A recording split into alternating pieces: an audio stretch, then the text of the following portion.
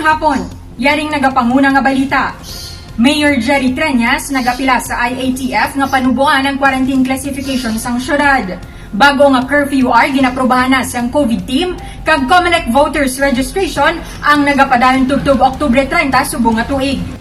Nagapila si Mayor Jerry Treñas sa Interagency Task Force nga panubuan ang quarantine status ang syudad sang Iloilo sa Modified Enhanced Community Quarantine. Ini kasunod sa pagnubo man sang COVID-19 cases sa syudad. Sa record sang Iloilo City Epidemiology and Surveillance Unit, kaupod ang COVID team subong nga bulan sang Oktubre, nagnubo ang average daily attack rate halin 29.68% na naugini sa 17.22%. Naka-record man ang ahensya sa syudad isang 62.05% coverage sa mga fully vaccinated nga individual bato COVID-19.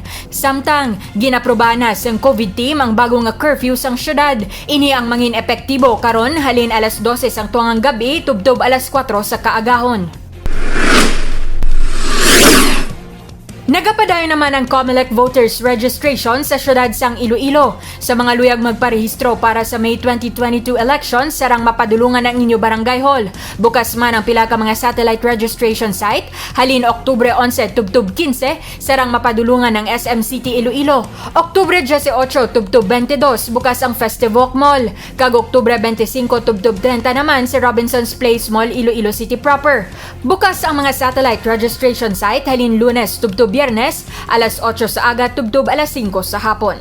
Ang dugang nga detalye bantayan karon alas 6 sa gabi sa Lavada Patrol. Ako si Divine Singh.